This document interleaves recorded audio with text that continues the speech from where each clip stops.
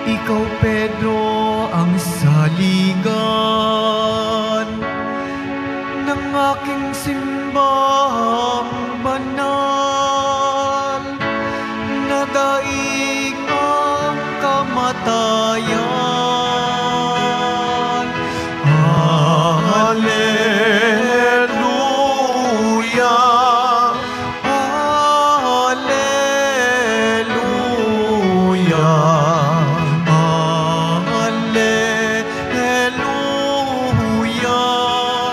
Alleluia.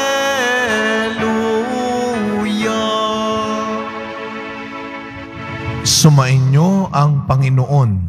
At sumairin. Ang mabuting balita ng Panginoon ayon kay San Mateo. Papuri sa iyo, Panginoon. Noong panahong iyon, dumating si Jesus sa lupain ng Cesarea ng Filipos. Tinanong niya ang kanyang mga alagad, sino raw ang anak ng tao ayon sa mga tao? At sumagot sila, ang sabi po ng ilan ay si Juan Bautista kayo. Sabi naman ng iba, si Elias kayo. At may nagsasabi pang, si Jeremias kayo o isa sa mga propeta. Kayo naman, ano ang sabi ninyo? Sino ako? Tanong niya sa kanila. Sumagot si Simon Pedro, kayo po ang Kristo, ang anak ng Diyos na buhay. Sinabi sa kanya ni Jesus, mapalad ka, Simon, na anak ni Jonas, sapagkat ang katotohanan ito'y hindi inihayag sa iyo ng sino mang tao, kundi ng aking amang nasa langit. At sinasabi ko naman sa iyo, ikaw ay Pedro, at sa ibabaw ng batong ito ay itatayo ko ang aking simbahan. At hindi makapananaig sa kanya kahit ang kapangyarihan ng kamatayan. Ibibigay ko sa iyo ang mga susi ng kaharian ng langit. Ang ipagbawal mo sa lupa ay ipagbabawal sa langit. At ang ipahintulot mo sa lupa ay ipahihintulot sa langit. At mahigpit niyang tinagubilinan ang kanyang mga alagad na huwag sabihin kanino man na siya ang Kristo.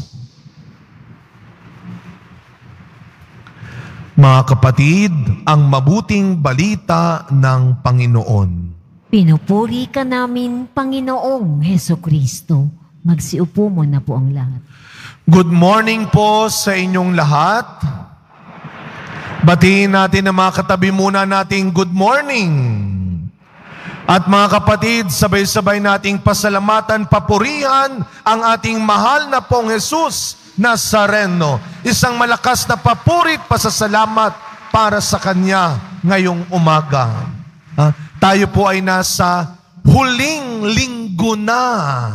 Last Sunday ng Agosto, bago ang Bermans. 21 linggo sa karaniwang panahon sa kalendaryo ng simbahan. Last Sunday, huling linggo na. Meron ka pa bang hindi nagagawa o natatapos gawin? Huling linggo na. May sakit ka pa rin bang hindi gumagaling? May problema ka pa rin na hindi pagkakasunduan, na hindi natatapos at naaayos? Puno ka pa rin ba ng takot, ng lungkot, ng galit, na hindi maubos-ubos? Basta mga kapatid, sa isang tunay at tapat na deboto at Kristiyano, gawin mo lang lahat ng tama at mabuting magagawa mo. Tandaan, at panghawakan mo ito. Si Lord ang bahala pa rin sa iyo. Sagot ka ni Lord. Palakpakan muli natin ang ating Panginoon. Sabihin nyo nga po sa katabi ninyo, sagot ka ni Lord. Alam nyo yung salitang yan, di ba? Minsan sinasabi sa atin ng ibang tao, sagot kita. Ako nang bahala sa iyo. Pag sinabing sagot kita, sasamahan kita, tutulungan kita, ililibre kita, pakakainin kita, sagot kita. Pero yung iba, marami lang talagang nasasabi, pero wala namang nagagawa. Hanggang dun lang, sagot kita. Pero pagdating na sa aktual, kanya-kanya na. Alam niyo mga kapatid, kung pag-aaralan natin ng mabuti ang ginawang pagpili at paghirang ng Diyos ng mga hari sa lumang tipan, in the Old Testament, ang pagpili ng Diyos ng mga hari, ng mga leader, ay bahagi ng kanyang plano ng kaligtasan. Sa unang pagbasa natin ngayon, naitalagang hari si Eliakim, anak ni Hilkiah.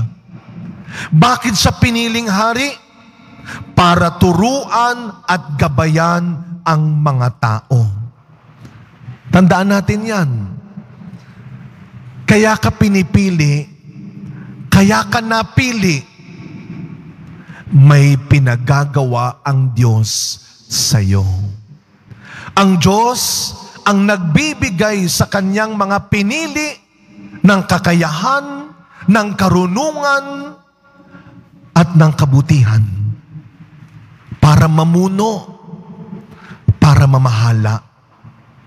Hindi rin ang mga piniling tao ang siyang laging nasusunod at pinakikinggan.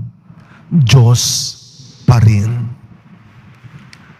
Ganun pa man mga kapatid, bawat taong pinili, inilagay sa pwesto ng Diyos, ay pinagkatiwalaan niya ng kakayahan, ng kalayaang magdesisyon, kumilos.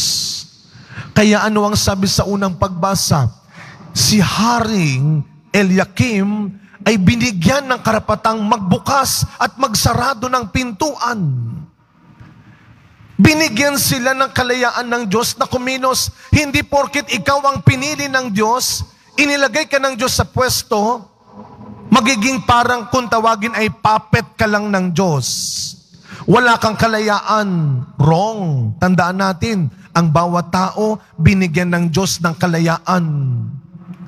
Kaya wag mong laging sinisisi sa ibang tao ang hindi magandang nangyayari sa buhay mo. Wag mong laging tinuturo sa ibang tao ang mga pagkakamaling nagagawa mo. Lalo na kung matanda ka na. May tama kang pag-iisip. May kalayaan ka. At ginagalang ng Diyos yan.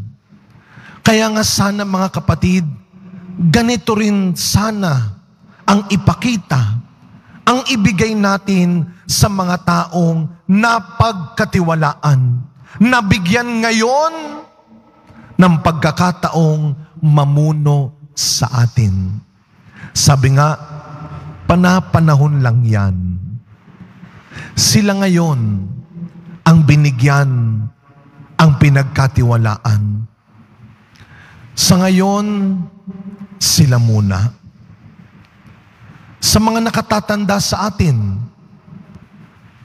sa mga nakatataas sa atin, pero alam ninyo, ito ang kitang-kita. Gusto kong balikan ito sa mga nakatatanda.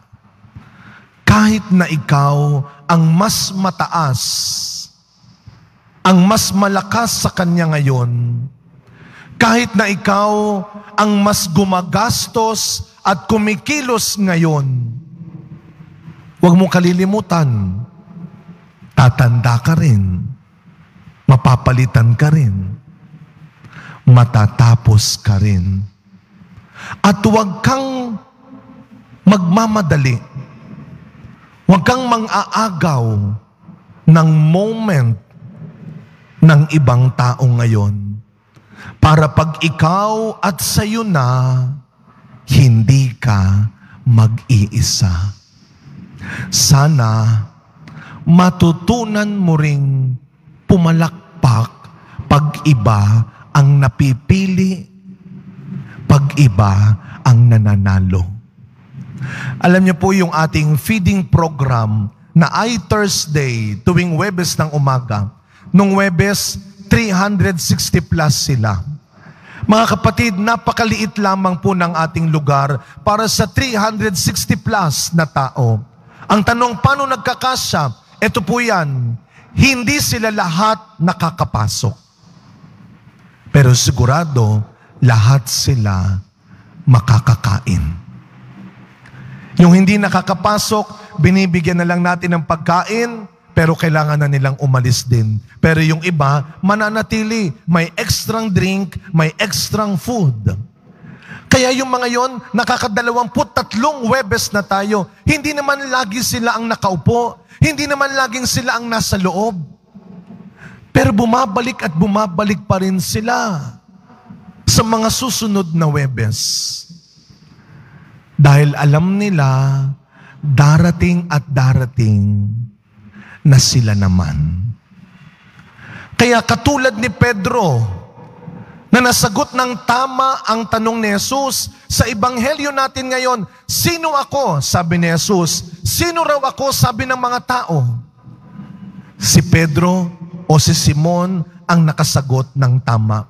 At ang sagot niya, hindi galing sa sarili niyang alam, hindi turo ng ibang tao sa kanya, kundi dahil hinintay at hinayaan niya ang tamang oras at paraan ng Diyos para ipakilala rin siyang pinuno ng 12 alagad. Si Pedro, kahit may mga pagkakataong nagkamali at napagsabihan din siya ni Jesus, hindi siya nagpadala, hindi siya nagpasira sa kanyang mga kahinaan. Pinili pa rin niyang manatili sa Panginoon. Mga kapatid, sa mga pagkakataon na pinanghihinaan ka na ng loob, na pagsabihan, na itama at pasunurin ang mga taong nasa pangangalaga mo ngayon, tumawag ka sa Diyos. Humingi ka ng tulong sa Diyos. Siyang nagbibigay ng karunungan, kalakasan, at kakayahang kailangan mo. Kaya nga, hindi lang katalinuhan, katapangan ang kailangan ng isang nakatatanda sa pamilya, ng isang leader ng samahan, ng bayan o ng simbahan, kundi tiwala. Tiwala, hindi lang sa kaya mong sabihin, sa kaya mong ipakita, kundi tiwala lagi sa paraan at panahon ng Diyos para ipaalalang pagkatapos mong gamitin ang mabuti at tama mong nalalaman, Diyos pa rin ang bahala sa kalalabasan. Sa pagpapatuloy na misa natin, mga kapatid, hindi man tayo lahat mailagay sa pwesto at matawag sa isang titulo, lahat naman tayo may angking karunungan at kabutihan para kilalanin at parangalan ng ibang tao. Tandaan po ninyo, anumang ipagkatiwala sa iyong pananagutan, samahan mo ng maraming dasal at mabuting asal. Muli, pag nahihirap, pag malabo, at nasasaktan ang isang katulad mo na matapat at maayos na namumuno, tiwala lang, sagot ka pa rin ng Diyos. Amen.